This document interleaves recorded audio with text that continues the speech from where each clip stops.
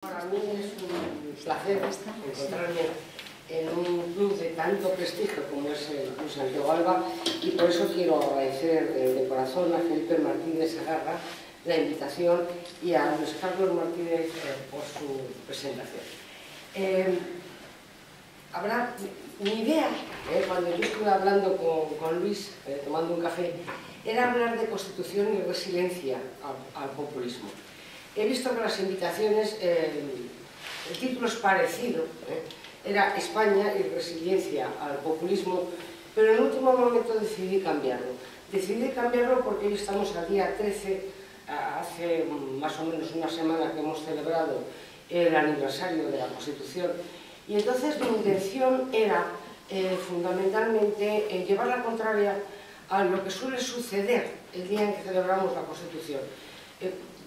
Suele ocurrir siempre que el 6 de diciembre nos encontramos en los medios de comunicación, artículos de opinión, opiniones también de expertos, en los que se subraya la necesidad de reformar la Constitución. Yo no sé por qué se elige el día de la Constitución para hablar de su reforma, cuando realmente lo que tendríamos que hablar es de las ventajas que ha tenido nuestra Constitución. Y eso es lo que yo me propongo. Explicar un poco cuáles son los elementos que hacen que nuestra Constitución digamos, haya resistido muy bien el paso del tiempo. Es verdad que hay aspectos que son mejorables, es verdad que algunos puntos, sobre todo muy técnicos, tendrían que ser modificados, pero según las últimas encuestas, está publicada además en los medios de comunicación el día del aniversario de la Constitución, la opinión de 2/3 de los españoles es muy favorable a la Constitución, porque se encuentran satisfechos con la manera en que esta norma ha contribuido a organizar la vida política. Bien, en los momentos en los que vivimos hay un fenómeno que se está extendiendo por toda Europa, es ese fantasma que recorre Europa, que es el fenómeno del populismo. Entonces yo querría explicar cuáles son los elementos que hacen que nuestra Constitución facilite instrumentos, armas, para hacer frente a este problema que sigue siendo muy grave. Bien, antes que nada, una breve nota sobre lo que es el populismo. Hablar de esto podría llevar horas, si no un curso entero. Hay ya muchísima bibliografía sobre el tema. Yo solamente querría señalar que no es fácil encontrar elementos comunes en regímenes tan distintos como puede ser el venezolano actual o lo que era Brasil en la época de Bolsonaro, o las tentaciones populistas que ha habido en Estados Unidos durante la época de Trump. No es fácil, porque realmente el populismo no es una ideología, no es una visión general acerca de los problemas que hay en la sociedad y la manera de resolverlos. Realmente se puede considerar que el populismo es más bien una estrategia. Es una estrategia para, digamos, crear distancia entre los representantes y los representados y de esta manera alcanzar el poder. El punto básico, por lo tanto, del populismo es crear un estado de opinión en el que determinadas personas que se consideran los auténticos representantes del pueblo, de la gente, como se dice en muchas ocasiones, entre comillas, bueno, estas personas, casi voy a... Yo no sé si necesito el micrófono, a lo mejor se me oye bien, ¿no? El micrófono, sí, claro que sí. Estoy acostumbrada, llevo 40 años dando clase y ya tengo la voz preparada para esto. Bien, la cuestión es que los líderes populistas intentan incrementar la separación que es típica en todo sistema representativo entre representantes y representados,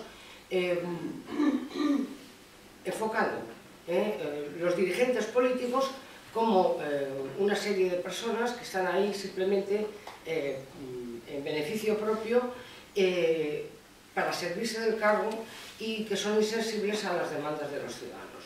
Frente a ello, los líderes populistas se proclaman los únicos capaces de interpretar y canalizar las auténticas necesidades del pueblo. Bien, este tipo de discurso favorece que, en caso de victoria, los líderes populistas concentren todo el poder, generalmente primero en el poder ejecutivo. Luego, el partido al que pertenecen acaban también venciendo en las elecciones parlamentarias, controlan el Parlamento y al final acaban controlando también el Poder Judicial. La autoridad, y esto lo estamos viendo continuamente, de los líderes populistas además se legitima en su relación directa con el pueblo, al que se dirigen a través de las redes sociales, medios de comunicación más tradicionales como son la radio o la televisión, o en algunas ocasiones, y esto hay que tenerlo muy en cuenta, sobre todo en los momentos en que vivimos, a través de las convocatorias de referéndum.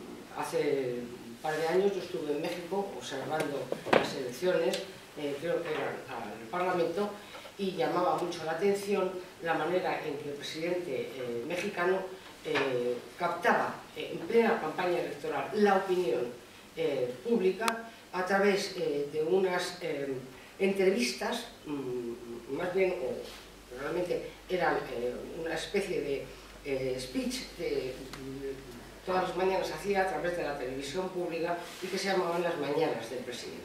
Entonces, digamos que López Obrador es un buen ejemplo de esta manera en la cual los líderes populistas intentan conectar directamente con el pueblo al que dicen ser el único que representa. Bien, esto está ocurriendo en muchos países. La extensión del populismo la hemos visto en países como Hungría, la hemos visto hasta hace poco en Polonia. En Polonia parece que están cambiando las cosas. Luego tendré ocasión también de hacer alguna referencia cómo el populismo se está extendiendo sin llegar a estar en el poder, prácticamente en la estrategia de las fuerzas políticas, de muchas fuerzas políticas que en estos momentos hay en Europa. Pero también es verdad que hay países que están demostrando una capacidad notable para resistir al populismo. Es verdad que en muchos países en los que la democracia está en retroceso, pero también es cierto que hay países en los cuales la democracia, lejos de haber retrocedido, está mejorando. Un buen análisis de este asunto es el que ofrece la unidad de inteligencia del Economista. El último informe que tiene sobre la situación de la democracia del mundo es de 1922 y en ella se analizan se puntúan, se evalúan cuáles son los países que tienen mejores niveles de democracia y cuáles son los que tienen peores niveles de democracia. Bien, los países que en estos momentos tienen mejor puntuación desde el punto de vista de la democracia son Noruega, Nueva Zelanda, Islandia, Suecia, Finlandia, Dinamarca y los Países Bajos. Vale. Esos son los, digamos, los mejores de la clase. Bien. Merece la pena entonces examinar algunos de los rasgos de estos países, porque podemos hacer lo mismo que hizo Montesquieu a finales del siglo XVIII. Montesquieu analizó por qué en Gran Bretaña, en el Reino Unido, en Inglaterra, en aquella época, se respetaba la libertad y así configuró la noción de división de poderes. Bueno, pues nosotros podemos ver cuáles son los rasgos de estos países para ver cuáles son los instrumentos que obstaculizan el avance del populismo. Bien.